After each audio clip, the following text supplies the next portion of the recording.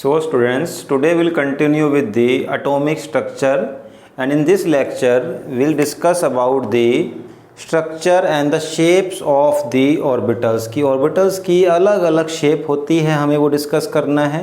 अब देखो orbital क्या होता है। First we should know what is orbital। तो देखो इसकी definition क्या होगी।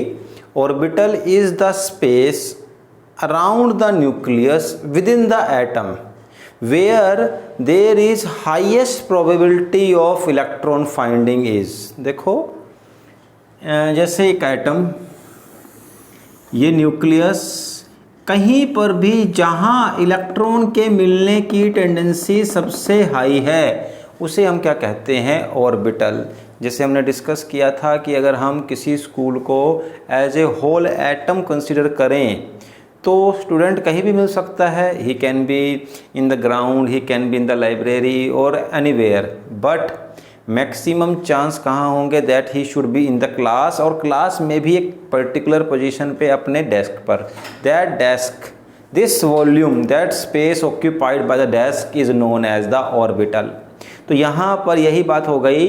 देखो यहीं पर थोड़ा बहुत बड़ा क्वेश्चन आ चुका है, even in the board question also, कि ऑर्बिट और ऑर्बिटल में क्या डिफरेंस है। तो ऑर्बिट और ऑर्बिटल में डिफरेंस ये होगा, what is orbit. Orbits are means orbit जो वर्ड है it is taken from the Bohr model. Means what is orbit.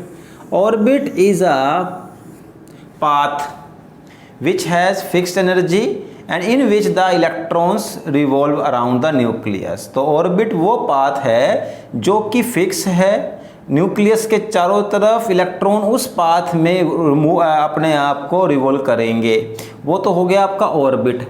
Orbital क्या है। ऑर्बिटल एक ऐसी जगह है जहाँ पे इलेक्ट्रॉन की फाइंडिंग प्रोबेबिलिटी सबसे हाई है।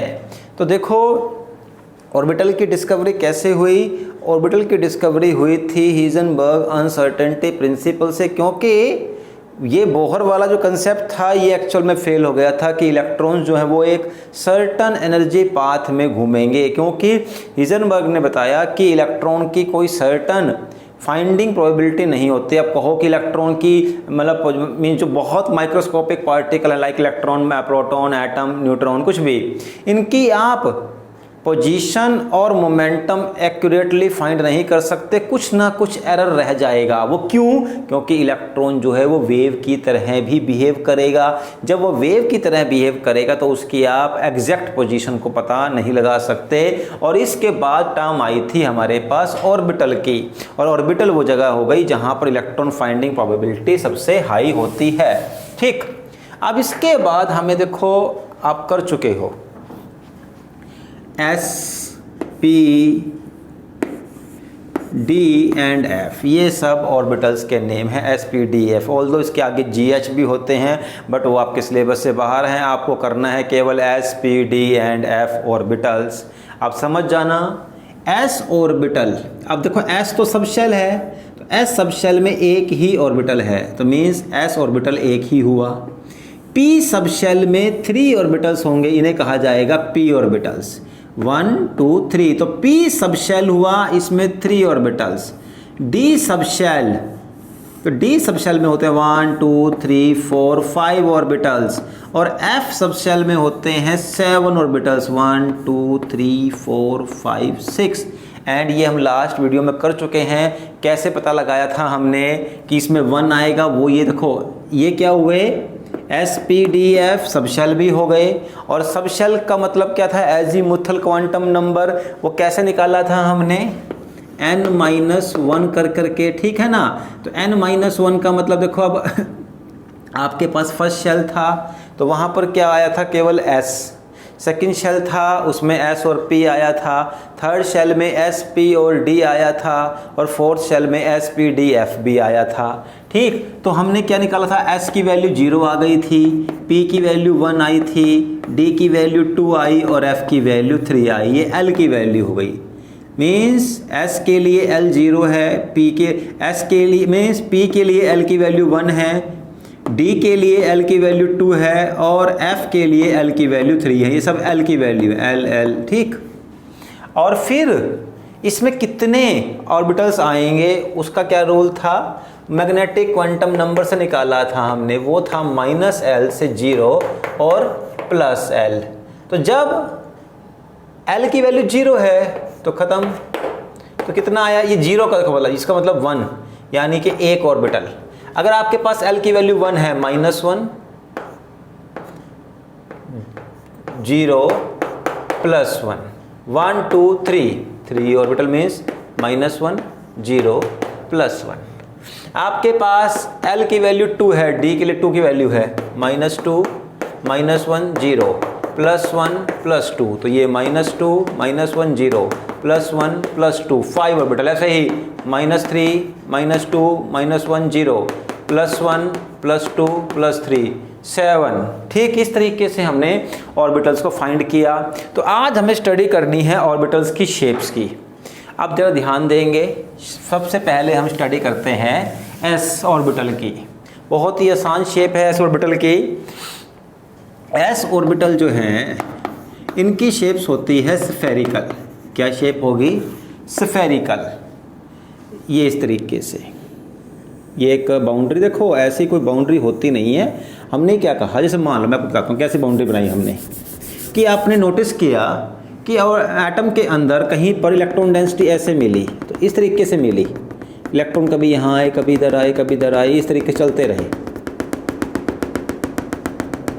ये इलेक्ट्रॉन कभी इधर आया, देखो इलेक्ट्रॉन की स्पीड जो है वो लाइट के बराबर ही होती है, तो बहुत 1 मिली सेकेंड्स में भी वो बहुत बार जंप करेगा। जहाँ जहाँ ये डॉट दिखा रहे हैं कि इलेक्ट्रॉन कभी यहाँ था कभी यहाँ था, इस तरीके से। अब देखो अगर मैं इसकी बाउंड्री बना दूँ तो कैसे बन जाएगी, ये स्फेरिकल शेप इस तरीके से। ऑल्दो फिर मैंने क्या कहा था, ऑर्बिटल वो स्पेस है जहाँ पर ऑर्बिटल की मिलने की फाइंडिंग प्रोबेबिलिटी सबसे हाई है। इसके बाद इलेक्ट्रॉन 1-2% यहाँ तक भी जा सकते हैं, इससे बाहर भी, बट हम उसे काउंट नहीं करेंगे। हमें लेना है 99% प्रोबेबिलिटी कहाँ पर है और उसे बोलते हैं ऑर्बिटल। तो ये हो गई शेप एस की, और ये इसे बोलते हैं हम 1s। ये शेप किसकी होगी, आपकी 1s की।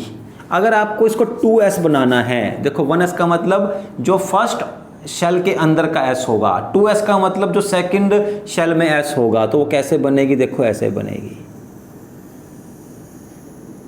ये, और अब इस तरीके से।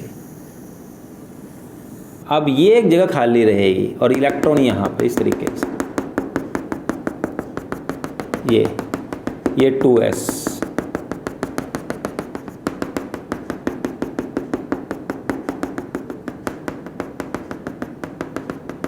ये 2s, और जो एक खाली जगह बच गई, देखो मतलब 1s 2s, इसके बीच में जो खाली जगह बच गई है इसे कहा जाएगा नोड।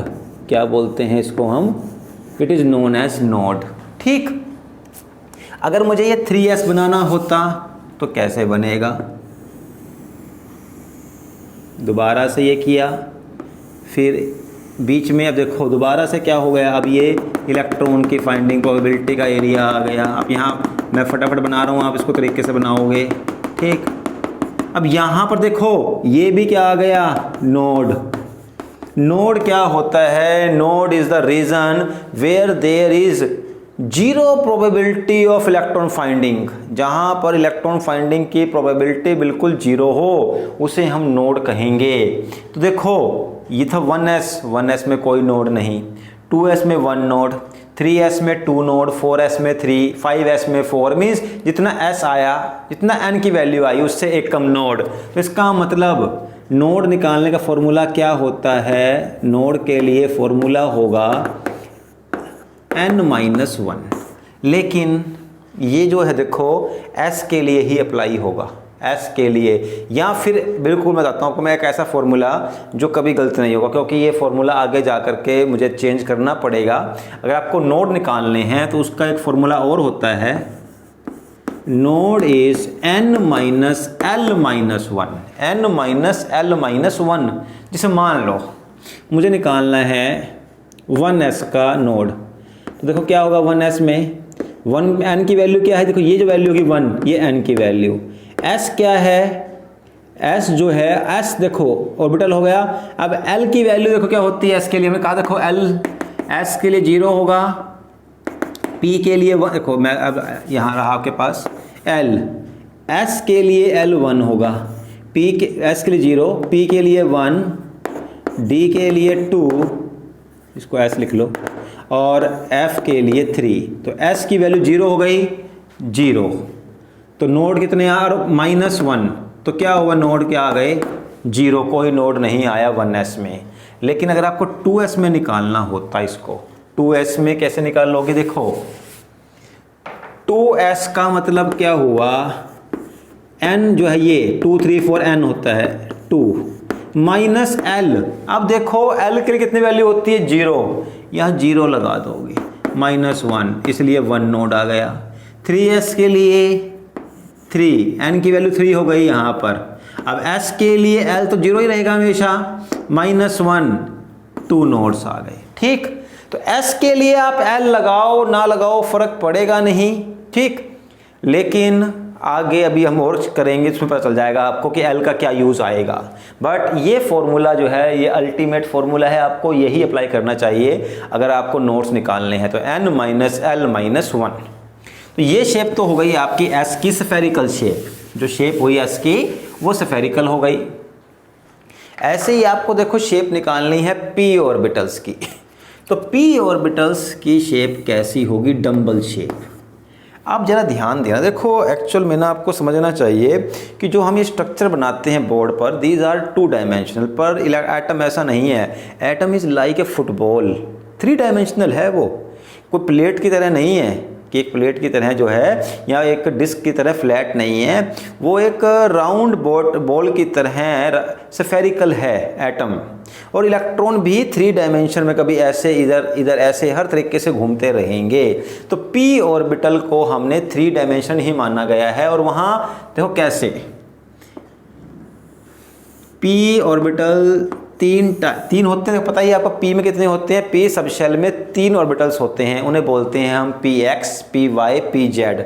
और शेप होती है उनकी डम्बल शेप। p की शेप कैसी होगी, डम्बल शेप। अब डम्बल शेप कैसे बनाएंगे, देखो जैसे मान लो ये आपने x ले लिया तो ये आप y ले लो, या फिर अगर ये x ले रहे हो तो इसको y ले लो, मर्जी आपकी है, कोई भी कर सकते हो। अब अगर आपने बनाना है px तो डम्बल जो है वो इसके ऊपर जाएगा। आपने बनाना है ऑर्बिटल py तो ये y है, डम्बल को इसके ऊपर बना दो। आपने बनाना है pz तो देखो z क्या है, यह काम करना है, ऐसे भी कर देना, ये वाला भी इसमें दो। अब pz कौन सा ये बनाया आपने, तो z पर ये रहा, इसको आपने z माना तो ये pz मीन्स p ऑर्बिटल बहुत ही आसान है, इसमें कुछ नहीं है। आपको जस्ट एक्सिस के ऊपर, यहाँ पे नाम लिखो एक्सिस का, उसके ऊपर डम्बल बना दो, वही ऑर्बिटल बन जाएगा। x में x के ऊपर, y में y के ऊपर, z में z के ऊपर आपने डम्बल बना देना है और वो हो जाता है आपका p orbital. Very very simple, बस इतना पता होना चाहिए ये डम्बल है और इसमें डबल लोब्स होंगे, 1 to 2 लोब्स होते हैं। और ये लोब क्या हो, यहाँ पे इलेक्ट्रॉन की फाइंडिंग प्रोबेबिलिटी मैक्सिमम है, इस तरीके से ये ठीक। चलो अब इन p ऑर्बिटल्स में कैसे निकालोगे आप लोब्स, मीन्स नोड्स कैसे निकाल लेंगे। देखो पहली बात तो देखो p स्टार्ट होगा 2p, क्योंकि देखो फर्स्ट शेल में तो केवल s आएगा, सेकंड शेल में s और p आएंगे, तो p जो है वो 2 से स्टार्ट होगा। अब p में निकालने हैं आपको नोड्स, तो चलो फॉर्मूला लगा देते हैं। नोड्स का फॉर्मूला क्या होता है, अब यहाँ देखो n माइनस l माइनस 1 अब लगाना पड़ेगा, क्योंकि देखो l की वैल्यू n के लिए क्या थी 0, s के लिए 0, p के लिए 1, d के लिए 2, f के लिए 3। तो p के लिए देखो l की वैल्यू 1 आती है, इसका मतलब 2 माइनस 1 इज 0, यानी कि 2p में कोई नोड नहीं आएगा। 3p में देखो n की वैल्यू 3 पक्का ही है, p के लिए l की वैल्यू 1 होती है, -1 1 नोड, यानी कि 2p में कोई नोड नहीं, 3p में 1 नोड, ऐसे ही 4p में। तो इस तरीके से हम नोड निकालते रहते हैं। अगर आप देखो, मैं वैसे डी शेप करवाता बाद में, बट अगर डी में भी निकालने हो आपको नोड्स, तो मान लो आपके पास देखो डी स्टार्ट 3 से होगा, क्योंकि पहले शेल में s, सेकंड में s और p, और d आएगा spd थर्ड शेल में। तो d के लिए देखो अब 3d आ गया, नोड निकालने हैं, formula n minus l minus 1, और l की वैल्यू d के लिए कितनी होएगी 2, s के लिए 0, p के लिए 1, d के लिए 2, l की वैल्यू, ठीक। तो n3 minus l minus 1 0, 3d में 0, 4d में क्या है 4n, l की वैल्यू कितनी आ गई p के लिए और d के लिए 2 माइनस 1 1 ऑर्बिट नोड। तो इस तरीके से 3d में 0 नोड, 4d में 1, 5d में 2 नोड्स। इस तरीके से इसका मतलब क्या हो गया, आप सिंपल वे में कर सकते हो कि जो सबसे पहला आपका ऑर्बिटल होगा उसमें कोई भी नोड नहीं होगा, पहले ऑर्बिटल में कोई भी नोड नहीं होगा। फर्स्ट s 1s में कोई नोड नहीं है, 2p में कोई नोड नहीं है, और 3d में भी कोई नोड नहीं है। अच्छा, अब शेप्स कर लेते हैं d ऑर्बिटल्स की, ये बहुत ज़रूरी है और आपको +2 में भी काम आएगी। d ऑर्बिटल की शेप देखो, इसकी शेप होती है डबल डम्बल, डबल डम्बल। अब कैसे करनी है शेप, जरा ध्यान देना। देखो हमारे पास 5 ऑर्बिटल्स हैं, और कौन कौन से रखने हैं याद आपने, dxy, dyz, dzx, dx square minus y square and dz square, xy, yz, zx, x square minus y square and z square. इस तरीके से x y z, x square minus y square बचा हुआ, फिर dz स्क्वायर। बनाने कैसे जरा समझ लेना। देखो एक्चुअल में ना ये आपको +2 में डिटेल में आएगा, इतना समझ लो आप अभी कि इन तीन की शेप अलग है, X Y Y Z Z X, इनकी शेप एक ही तरीके से बनेगी और इनकी शेप थोड़ा अलग शेप तरीके से बनेगी। कैसे बनेगी जरा देख लेते हैं। फर्स्ट ऑफ ऑल कैसे बनानी है आपको शेप। अब यहाँ पर आप तीनों एक्स वाई जेड नहीं बनाओगे, उसका रीज़न ये है कि बनाओगे ना तो जो स्ट्रक्चर हम बनाने वाले हैं उसमें प्रॉब्लम आ जाएगी। ऑल्दो एक्सिस का दिखते तो है नहीं है, बट वो तो रिप्रेजेंट करने के लिए हम लाइन बनाते हैं, बट यहाँ लाइन आप 2 ही बनाओगे, थर्ड नहीं बनाओगे। थर्ड बनाने से क्या हो जाएगा, एक हमें ऐसा लगेगा कि जो ऑर्बिटल है वो किसी एक्सिस पे आ गया, ऐसा नहीं करना है। अब देखो ये एक्स वाई बनाना है, अगर आपने डी एक्स और वाई तो इसको एक्स मान लो, इसको वाई, या इसको वाई और इसको एक्स इसको वाई, मर्जी आपकी, कुछ मर्जी मान लो, उससे फर्क पड़ता नहीं है। एक्स वाई मान लिया। अब देखो इस एक्स वाई में क्या होगा, 2 लोब होंगे और वो दोनों होंगे एक्स और वाई के बीच में। देखो वहां पर पी में क्या था, एक्सिस के ऊपर थे, बट ये एक्सिस के बीच में डबल डम्बल, एक ये और एक ये। अगर मान लो मैंने यहाँ पर ये लोब ऐसे एक और बना दिया होता तो क्या होता, ऐसा लगता कि एक लोब तो एक्सिस के ऊपर आ गया है और एक एक्सिस के बीच में है, इसीलिए इसको हमने यहाँ पर शो नहीं किया है। मीन्स दोनों लोब एक्स और वाई के बीच में आ गए। ठीक, अगर आपको बनाना है वाई जेड, देखो एक्स वाई वाई जेड, तो इसको वाई लिख लो, इसको जेड लिख लो, मर्जी आपकी, इसके बीच में बना दिया आपने। अगर आपने इसी को बनाना है जेड और एक्स, तो ये जेड तो है ही है, यहाँ पे आप एक्स लगा दो, लो जेड एक्स बन गया, तो कोई मुश्किल नहीं है। यहाँ पर इस तरीके से आप तीनों बना देने, तीनों बड़े आसान हैं, एक्सिस के बीच में आते हैं। इसमें सबसे बड़ी बात समझ के आई आपको कि जो आपके लोब्स होंगे वो एक्सिस के बीच में होंगे। X Y Y Z Z X के लिए लोब्स को एक्सिस के बीच में लेना है। ठीक, और जो लोब्स इस वाले एक्स वाई वाई जेड और जेड स्क्वायर के अलग बनेंगे, कैसे जरा ध्यान देना। देखो इसमें थोड़ा अलग जाएगा। अब एक एक्स मान लो और एक वाई, तो एक्स स्क्वायर और वाई स्क्वायर में लोब जो हैं वो एक्सिस के बिल्कुल ऊपर होंगे, एक तो एक्स एक्सिस के ऊपर और एक वाई एक्सिस के ऊपर, ये अलग हो गए, ये आपके एक्सिस के ऊपर वाले लोब हो गए। और डी जेड स्क्वायर उससे भी अच्छी शेप बन जाएगी। कैसे? दोनों ही जेड पर, कैसे ये जेड है आपका, जेड पर ये बना दिया ये जेड, और इसी जेड पर आपने एक रिंग बना दी, बस ये आपकी शेप हो गई डी जेड स्क्वायर की। तो ये आपकी डी ऑर्बिटल की शेप्स हो जाती हैं। तो ये शेप्स वाला कंसेप्ट इतना ही है, इससे फालतू नहीं। अब इसके आगे हमें आज स्टडी ये करना है कि इलेक्ट्रॉन्स को एटम में फिल कैसे करना है, क्योंकि जो देखो बोहर का मॉडल था उसके अकॉर्डिंगली हम इलेक्ट्रॉन्स को फिल नहीं कर सकते, क्योंकि अगर वो फिल करें तो एटॉमिक स्पेक्ट्रम हम डिफाइन नहीं कर सकते, क्योंकि एटॉमिक स्पेक्ट्रम अगर हम बोहर मॉडल से डिफाइन करें तो हमें केवल थिक लाइंस मिलेंगी, थिन लाइंस अपीयर नहीं होंगी, और थिन लाइंस बन रही थी। तो थिन लाइन बनने की वजह से ना आप बोहर मॉडल को नहीं ले सकते। बोहर कहता है 2 इलेक्ट्रॉन फिर 8 फिर 18, ऐसा नहीं था एक्चुअल में।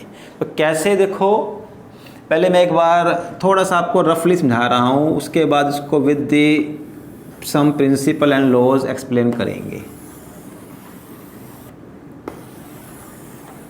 देखो क्या आपकी स्ट्रक्चर होगी एटम की। मान लो ये न्यूक्लियस, ये 1s, ये 2s और ये 2p, ये 3s, 3p, 3d, ये 4s, 4p, 4d और ये 4f। बात समझ आ गई? अब देखो मैं पहले बहुत ही सिंपल लूँगा, उसके बाद फिर आगे चलता हूँ। मान लो आपके पास एटम में 10 इलेक्ट्रॉन्स हैं। आप ज़रा ध्यान देना, एक रूल आपको पता होना चाहिए कि किसी भी ऑर्बिटल के अंदर 2 से ज़्यादा इलेक्ट्रॉन नहीं आएंगे। ऑर्बिटल के अंदर एक ऑर्बिटल में 2 इलेक्ट्रॉन्स, मैक्सिमम 2।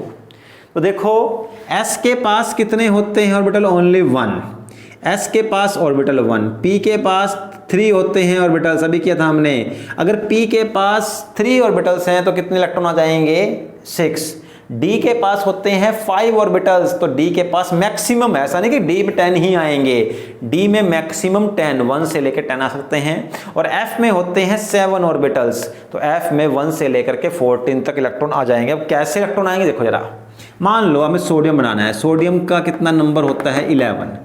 अब देखो 2 इलेक्ट्रॉन आप भर दोगे, s में 2 आ गए, फिर दूसरा इसके नीचे ये आया, 2 यहाँ भर दिए, 2 and 2 4, 6 आ सकते हैं, p में भर दो, 6 10 हो गए, कितना बचा? 1 इलेक्ट्रॉन, उसको आप ऐसे लिखोगे, s में भर दिया। इस तरीके से हमें इलेक्ट्रॉन्स की फिलिंग करनी है। देखो पहले जो भी इलेक्ट्रॉन जितना नज़दीक होगा किसी भी न्यूक्लियस के, उसकी एनर्जी उतनी ही कम होगी, और जैसे जैसे जैसे दूर चलते जाओगे एनर्जी क्या है जो बढ़ती चली जाएगी। तो आप इलेक्ट्रॉन्स को इंक्रीजिंग ऑर्डर ऑफ एनर्जी में फिल करोगे। एक्चुअल में हमें एनर्जी को, इलेक्ट्रॉन्स को कैसे भरना है? सबसे फर्स्ट इलेक्ट्रॉन को भरना है सबसे कम एनर्जी में, फिर एनर्जी बढ़ती चली जाएगी, तो इलेक्ट्रॉन को भी उसी कंडीशन में हमें फिल करते रहना है।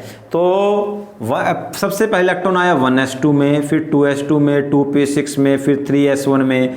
अब अगर मान लो इलेक्ट्रॉन होते 20, तो क्या करते? देखो 11 यहाँ पे आ गए, तो अब ये 2 कर दो, 12 हो गए, 12 and 6 18 हो गए, ठीक, 12 and 6 18 हो गए। अब 2 बचे हुए इलेक्ट्रॉन कहाँ भरें? आप कहोगे डी में भर दें, क्योंकि इसके बाद डी आया, बट एक्चुअल में ऐसा होगा नहीं। अभी मैं समझा रहा हूँ क्यों, मैं यहाँ पे रूल भी लूँगा, किस रूल से हम फॉलो करेंगे। अब इलेक्ट्रॉन एक्चुअल में एस में भरेंगे 2, 20 पूरे हो गए, देखो 2 and 2 4 and 6 10 and 2 12 and 6 18 और 4s2 20 पूरे हो गए। हमने इलेक्ट्रॉन को 3d में नहीं भरा, जबकि 3d पहले आया था यहाँ पर, 3d के बाद 4s आया है, बट इलेक्ट्रॉन्स को हमने फिल कर दिया है 4s में एज कंपेयर टू 3d। उसका क्या मतलब है, कौन सा रूल अप्लाई किया, तो समझना। ये सबको मैं इकट्ठा करके फिर करवाता हूँ आपको इलेक्ट्रॉनिक कन्फिगरेशन।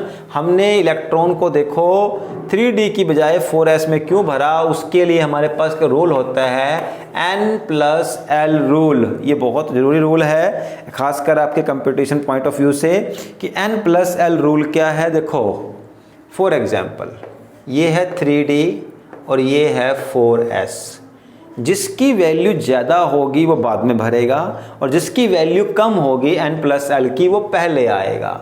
अब देखो n इसमें क्या है, ये जो नंबर होते हैं 2, 3, 1, 4, 5 जो भी 1s, 2s, 3s, 4s ये होते हैं n।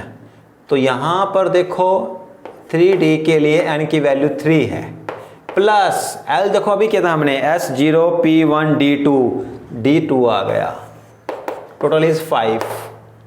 ऐसे ही 4s के लिए n की वैल्यू तो 4 आती है, 4 लिखा हुआ है यहाँ पे, प्लस अब देखो s के लिए l की वैल्यू 0 आई, कितना हो गया 4, क्योंकि n+l रूल से पता चल रहा है कि 4s की एनर्जी कम है। n+l रूल जो है वो आपकी एनर्जी को बताने वाला रूल है कि किसकी एनर्जी हाई है, s की, p की, d की, किस d, p, f की। तो यहाँ पे 4s की एनर्जी कम है इसलिए इलेक्ट्रॉन पहले यहाँ फिल होगा, और 3d की एनर्जी क्या है वो ज़्यादा है इसलिए उसमें इलेक्ट्रॉन बाद में फिल होगा। फॉर एग्जाम्पल अगर इलेक्ट्रॉन होते हैं यहाँ पर 22 तो क्या होता, देखो 4s2 तो कितने आ गए 22 बचे हुए हैं, फिर वो d में जाएंगे 3d2। इस तरीके से इलेक्ट्रॉन भरेंगे और 10 तक यहीं भरते रहेंगे, फिर उसके बाद आगे चले जाएंगे। आई थिंक बात समझ आ गई होगी। अगर डाउट होगा तो आप मुझसे पूछ सकते हैं, ऑल्दो इतना मुश्किल रूल वैसे है नहीं है ये। अगर आप इसको ध्यान से पढ़ो और नोट्स को भी ध्यान से दोगे करोगे तो ये हो जाएंगे। ठीक, आप जरा समझना, अब हमने इलेक्ट्रॉन ऐसे नहीं भरे हैं 2, 8, 18, 8 को भी डिवाइड कर दिया 2 और 8 में। ठीक, 18 क्या था d के 10 इलेक्ट्रॉन, देखो 2 and 6 8, और अगर d में पूरे 10 आ गए कितने हो गए 18। इस तरीके से इलेक्ट्रॉन भरते हैं 2, 8, 18 फिर 32। ठीक है, इस तरीके से।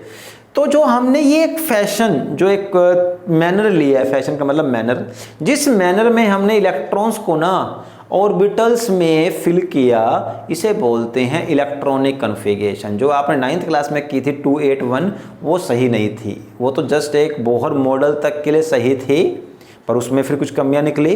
तो एक्चुअल में अगर अब आप +1 की बात करोगे तो इलेक्ट्रॉनिक कन्फिगरेशन ऐसे लिखोगे आप 1s2 2s2 2p6, और ये बहुत बहुत ज़रूरी है आपको +2 के लिए, वो वेरी वेरी मच इम्पोर्टेंट। ठीक, अब मैं इसी चीज़ पे आ रहा हूँ कि एक्चुअल में आपको इलेक्ट्रॉन भरने कैसे हैं।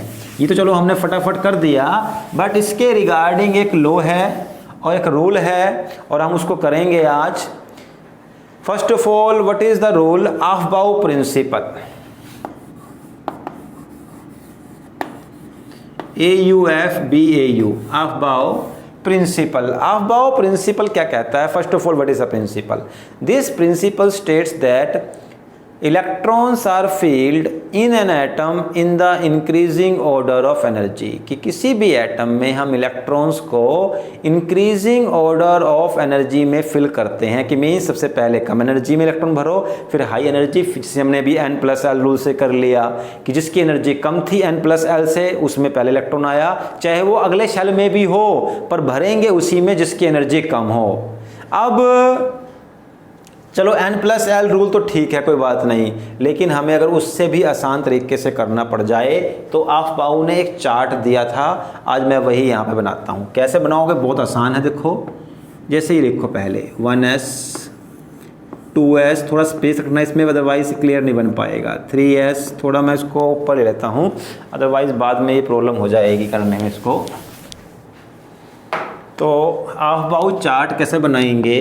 1s 2s 3s 4s 5 6 and 7s। इधर से देखो P स्टार्ट होता है 2 से, 2p 3p 4p 5p and 6p। ठीक, यहाँ पे D 3d 4d 5d 6d, एक मिनट यहाँ 7p भी कर दो, और F होता है 4f एंड 5f। बस इतना आपको आना चाहिए। S 7 तक, P 2 से 7, D 3 to 6 और 4 एंड 5f, बस इतना कर देना है। अब समझो, इसको आपने ऐसे कर दो, ऐसे। ठीक, थोड़ा यहाँ ध्यान रखना, अगर ये लाइन सही ना बने तो इसलिए आप इसको लाइंस पे बनाओगे ना तो आसान रहेगा, अगर आप इसको बनाते हो प्लेन पेपर पर तो आपको मुश्किल आ जाएगी। ठीक, इसको आपने 6d। आप देखो कैसे करना है, आप इसको ऐसे बनाओ, इस तरह ऐसे ऐसे ऐसे ऐसे, इसको ऐसे जोड़ दो, इसको आपने ऐसे जोड़ देना है, इसको आपने ऐसे जोड़ देना है, फिर आपने ऐसे जोड़ देना है। ठीक, अब देखो 1s के बाद कहाँ इलेक्ट्रॉन भरेंगे, फिर यहाँ से आओ 2s, फिर यहाँ पहुँचो दोबारा से, देखो यहाँ, फिर ऐसे, ठीक, फिर यहाँ गए, फिर ये ऐसे, ये मतलब पहले यहाँ से आए, यहाँ पहुँच गए, यहाँ ख़त्म हुआ, फिर दोबारा यहाँ पहुँच गए, 2p 3s, फिर यहाँ पहुँचे आप 3p, देखो 3p 4s आया, फिर खत्म हुआ, यहाँ पहुंचे, देखो 4s के बाद क्या आया 3d, 3d के बाद 4p 5s। इस तरीके से आपको पता चल जाएगा इलेक्ट्रॉन कहाँ भरने हैं। और अब मैं एक बहुत ही आसान तरीका बता रहा हूँ, जैसे कि क्वेश्चन आ सकता है आपके पास कि बताओ इसकी इलेक्ट्रॉनिक कन्फिग्रेशन क्या है।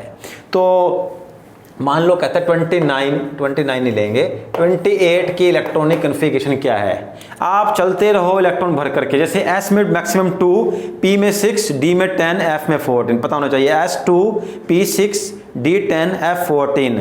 तो देखो आप सब में S में 2 भर दो, पहले 2 S में मैक्सिमम कितने होंगे 2, P में मैक्सिमम 6 पहले ही भर दो, 6 6 6 6, D में मैक्सिमम 10 पहले भर दो आप, उससे बाद में कम कर देंगे, F में 14।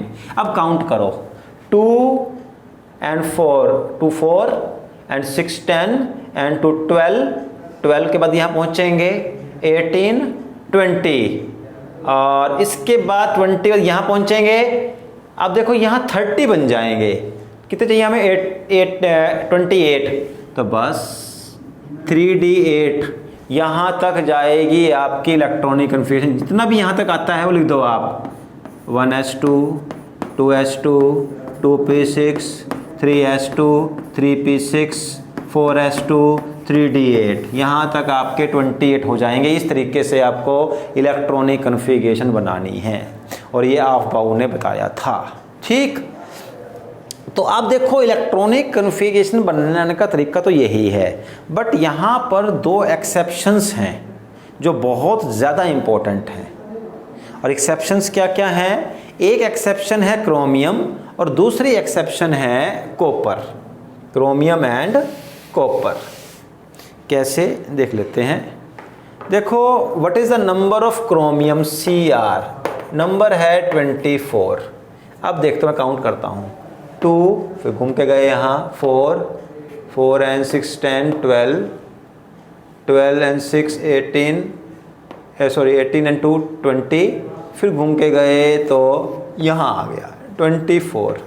तो लास्ट में देखो क्या आया, लास्ट में आया 4s2 and 3d4। ये बनती है, अगर आप बनाओगे तो रूल को फॉलो करके क्या आएगा, आप इसको ऐसे लिख, बात तो ठीक है आया ऐसे, बट आप इसको ऐसे लिख सकते हो फिर बाद में 3d4 and 4s2, थोड़ा उल्टा करके लिख सकते हो, 3 पहले आया 4, कोई बहुत इसमें कोई दिक्कत नहीं है, आप ऐसे लिख सकते हो। बट इलेक्ट्रॉनिक कन्फिग्रेशन क्रोमियम की ये नहीं है। इलेक्ट्रॉनिक कन्फिग्रेशन एक्चुअल में ये है 3d5 4s1 कि s का एक इलेक्ट्रॉन यहाँ चला गया, वो क्यों गया तो समझ लेना। यहाँ इसके लिए सबसे सिंपल रूल ये होता है कि जो ऑर्बिटल्स फुल फील्ड और हाफ फील्ड होते हैं, कैसे फुल फील्ड होते हैं और हाफ फील्ड, वो मोर स्टेबल होते हैं, और एटम हमेशा अपने आप को मोर स्टेबल फॉर्म में ही रखता है। तो देखो इन क्या असल में क्या हुआ, जब D में 4 इलेक्ट्रॉन्स थे 1 2 3 4, तो 1 2 3 4, ठीक, और S में कितने 2 थे, ये 2 है। अब देखो ये 3d है और ये 4s है। 3d और 4s की एनर्जी में गैप बहुत कम होता है। मिस देखो अगर एनर्जी में गैप कम हो ना तो इलेक्ट्रॉन एक ऑर्बिटल से दूसरे ऑर्बिटल में जंप कर सकते हैं, मींस उन ऑर्बिटल्स में जंप कर सकते हैं जिनकी एनर्जी में डिफरेंस कम हो। तो इलेक्ट्रॉन 4s से कहाँ जंप करके चला जाएगा, 3d में। क्यों गया, क्योंकि इसके इस इलेक्ट्रॉन के यहाँ जंप करने से ये कैसा बन गया, हाफ फील्ड, और क्या हो गया, एक्स्ट्रा स्टेबल। इसी वजह से क्रोमियम की ऑक्सीडेशन स्टेट ये होगी। ठीक, ऐसे ही कॉपर का नंबर Cu, कॉपर का नंबर होता है 29 और 29 को लोगे तो देखो यहाँ तक क्या आया था 4s2 तो 20 आता है, 29 के लिए क्या हो जाएगा ये 3d9 मीन्स इलेक्ट्रॉनिक कन्फिगरेशन होनी चाहिए 3d9 4s2 बट ये नहीं होती। कॉपर की इलेक्ट्रॉनिक कन्फिगरेशन होती है 3d10 4s1 मीन्स इलेक्ट्रॉन यहाँ से दोबारा यहाँ आया, वो क्यों आया देखो उसका रीजन क्या है। अगर मैं इसको 3d9 और 4s2 लिख देता हूँ तो क्या होगा 1 2 3 9 पूरे हो गए। अब अगर मैं इस इलेक्ट्रॉन को जंप करके वापस यहाँ ले आऊँ तो क्या हुआ इससे, एस तो हाफ फील्ड था कोई प्रॉब्लम नहीं है, हाफ फील्ड फुल फील्ड की एनर्जी हाई होती कम होती है तो स्टेबल होता है। बट इसके इलेक्ट्रॉन के जंप करने से यहाँ डी में कितना हो गया कंप्लीटली फील्ड, और हमने बात की थी कंप्लीटली फील्ड और हाफ फील्ड जो है वो मोर स्टेबल होते हैं, इसीलिए हम प्रेफर करते हैं कि इलेक्ट्रॉन्स को फुल फील्ड या हाफ फील्ड में रखें। अब क्योंकि इस कन्फिगरेशन में इलेक्ट्रॉन जो एटम है वो मोर स्टेबल है, इसीलिए कॉपर में क्या होगा एक इलेक्ट्रॉन एस में से जंप करके डी में पहुंच जाएगा और इलेक्ट्रॉनिक कन्फिगरेशन 3d10 4s1 होगी। ठीक, तो ये दो आपके एक्सेप्शनल इलेक्ट्रॉनिक कन्फिगरेशंस हैं जिन्हें आप ध्यान से कर लेना। तो यहां पर ये इलेक्ट्रॉनिक कन्फिगरेशन वाला कंसेप्ट भी खत्म हो गया है। अब इसके बाद हमें थोड़े से और रूल करने हैं, एक दो रूल ही हैं ज़्यादा नहीं है। सबसे पहले रूल है हमारा poly exclusion principle. Poly exclusion principle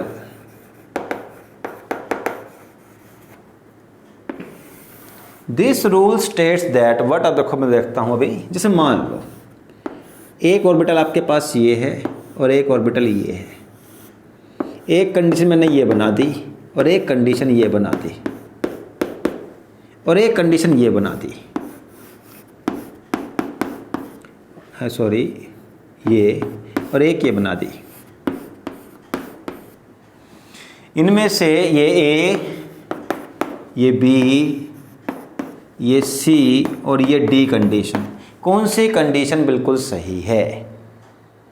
तो देखो बी कंडीशन बिल्कुल भी सही नहीं है। उसका रीज़न ये है कि किसी भी ऑर्बिटल में no more than 2 electrons can be placed. आप किसी ऑर्बिटल में 2 से ज़्यादा इलेक्ट्रॉन नहीं रख सकते, यहाँ पर 3 इलेक्ट्रॉन्स हैं, इसीलिए ये ऑर्बिटल नहीं बनेगा। दूसरी चीज़ देखो सी भी गलत है क्योंकि दोनों ऑर्बिटल की जो यहाँ पर स्पिन है वो अपवर्ड है, नामुमकिन।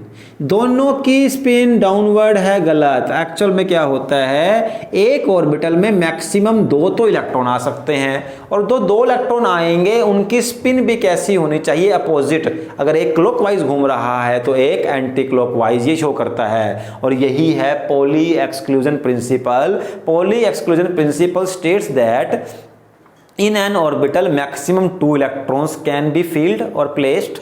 In an orbital maximum 2 electrons can be filled and with opposite spin also. 2 electron को भरना है और maximum 2 electrons with opposite spin. यही है आपका पॉली एक्सक्लूजन प्रिंसिपल। ठीक, और इसके बाद हमारे पास आता है लास्ट हंट्स रूल। बिल्कुल लास्ट रूल है, इसके बाद आपका ये चैप्टर फॉर्मली ख़त्म हो जाएगा, बट हम थोड़ी प्रैक्टिस करेंगे नेक्स्ट वीडियो में, and after the next video your chapter will get complete. तो फर्स्ट हंट्स रूल क्या है? हंट्स रूल, चलो इसको पहले समझ लेते हैं। जैसे मान लेते हैं हमारे पास P में P ऑर्बिटल है, इस P में 4 इलेक्ट्रॉन्स हैं, 4, और P में कितने होते हैं ऑर्बिटल्स? 3। P में होते हैं 3 ऑर्बिटल्स। तो एक तरीका ये हुआ 1 2 3 4, ऐसे इलेक्ट्रॉन भर दूं मैं। एक तरीका होता है भरने का ऐसे 1 2 3 4। इन दोनों में से एक सही है एक गलत है। तो सही क्या है? ये तरीका। गलत है ये। गलत क्यों है? देखो हंट्स ने क्या कहा था, हंट्स रूल के मुताबिक जब आप इलेक्ट्रॉन्स को ऑर्बिटल्स में फिल करोगे तो पेयरिंग, 2 इकट्ठे होना, देखो पेयरिंग यहाँ पे, जैसे पेयरिंग तभी होगी जब उस सबशेल के सभी ऑर्बिटल्स हाफ फील्ड हों। Means pairing will take place only when all the orbitals are singly filled. जब सभी इलेक्ट्रॉन सिंगली या all the electrons are field in an orbital in a single manner, then the pairing will take place। तो देखो यहाँ पर आपने बिना pairing के ही पहले 2 यहाँ पर दिए, फिर 2 यहाँ फिल कर दिए, गलत तरीका है। पहले 1 1 1 यहाँ आ गए, जब ये सब सिंगल फील्ड हो गए तो आपने पेयरिंग स्टार्ट की, और यही कहता है Hund's rule. According to Hund's rule the pairing will start only when all the orbitals are singly filled. तो यहाँ पर इन फॉर्मूले आपका ये जो चैप्टर है ये कंप्लीट हो जाता है। बट अभी कुछ एक बड़े अच्छे क्वेश्चंस पड़े हुए हैं जो कंपटीशन और क्लास दोनों के पॉइंट ऑफ व्यू से ही इंपॉर्टेंट है, जो कि क्वेश्चन पेपर में बनते हैं। और एनसीईआरटी ने बहुत अच्छे अच्छे क्वेश्चंस दिए हुए हैं, और मैंने देखा है कि प्रीवियस ईयर में नीट में बहुत बार आए हैं क्वेश्चंस। तो उनको हम अब नेक्स्ट वीडियो में डिस्कस करेंगे, and after that video your chapter will get finish. Okay, thank you.